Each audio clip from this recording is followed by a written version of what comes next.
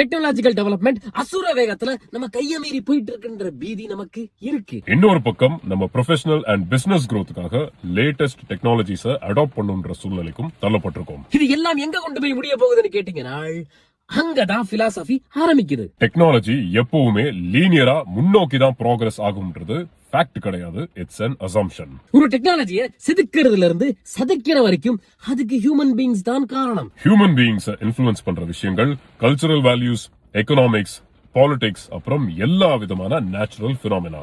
ஆக மொத்தத்துல human beings are subject to nature. அப்போ ஹியூமன்ஸ் இன்ஃப்ளூயன்ஸ் பண்ற விஷயங்கள் ஏதோ ஒரு விதத்துல டெக்னாலஜியையும் இன்ஃப்ளூயன்ஸ் பண்றதாக தான் நம்ம பார்க்கணும். which means that மனிதர்கள் டெக்னாலஜியை நம்பி இருந்தாலும் ஆனா மனித குலத்தோட தலையெழுத்து தான் அந்த டெக்னாலஜியோட தலையெழுத்தும் கூட. அதனாலதான் ஒரு நாகரிகம் சரியும் பொழுது கூடவே சேர்ந்து அவங்க உருவாக்குன டெக்னாலஜியும் அந்த டெக்னாலஜிக்கான நாலேஜும் சேர்ந்து அழிய ஆரம்பிச்சிடும். அத்தியாவசியத்தை அடிப்படையாக வைத்துதான் ஒரு டெக்னாலஜி உருவாக்கப்படுது. ஏதோ ஒரு காரணத்தினால அந்த அத்தியாவசியமே அழியுதுன்னா அந்த டெக்னாலஜிக்கான வேல்யூவும் இல்லாமல் போயிடும். இப்போ ஒரு ஃபுல் ஃபிளெஜ் குளோபல் நியூக்ளியர் வார் வெடிக்குது.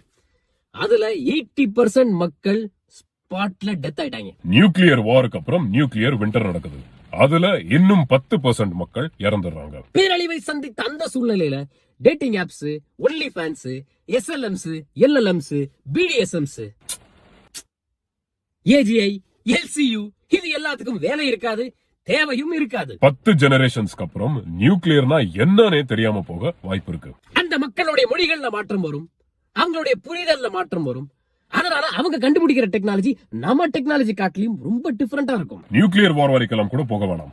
ரிலிஜியஸ் அண்ட் பொலிட்டிக்கல் ஐடியாலஜிஸ்னாலையும் டெக்னாலஜியோட ப்ராக்ரஸ ரிக்ரெஸ் பண்ணி விட முடியும். ஃபார் எக்ஸாம்பிள், அமெரிக்கால வாழும் ஆமிஷ் மக்களை பத்தி உங்களை சில பேருக்கு தெரிஞ்சிருக்கும். ஆமிஷ் மக்கள் இன்னைக்கும் 18th and 19th century அமெரிக்காவுல என்ன லைஃப் ஸ்டைல் இருந்துச்சோ அதே லைஃப் ஸ்டைல்ல தான் இன்னைக்கும் வாழ்ந்துட்டு இருக்காங்க. ரிலிஜியனை கையில கெட்டியா புடிச்சுக்கிட்டு புது டெக்னாலஜியை அவங்க ரீஜனுக்குள்ள வர விடாமல் இனத்தொகையை பெருக்கிட்டு இருக்காங்க. டெக்னாலஜிக்கல் ப்ராக்ரஸ ஒதுக்கிட்டு இருக்கிற டெக்னாலஜி வச்சு வாழ்றதுக்கு பேரு டெக்னாலஜிக்கல் கன்சர்வேட்டிசம். பல செஞ்சுரிஸ் அண்ட் மிலேனியாவை கடந்து இன்னை வரைக்கும் டெக்னாலஜிக்கல் ப்ராக்ரஸ ரெசிஸ்ட் பண்ணிட்டு இருக்கிற பழங்குடி மக்கள் பண்றதுக்கு பேரு ரெசிஸ்டன்ஸ் த்ரூ இக்கோலாஜிக்கல் இன்டகிரேஷன். மனிதர்கள் எப்பவுமே மாடர்ன் அண்ட் ஃபியூச்சரிஸ்டிக் விஷயங்களை மட்டும் விரும்புவதில்லை.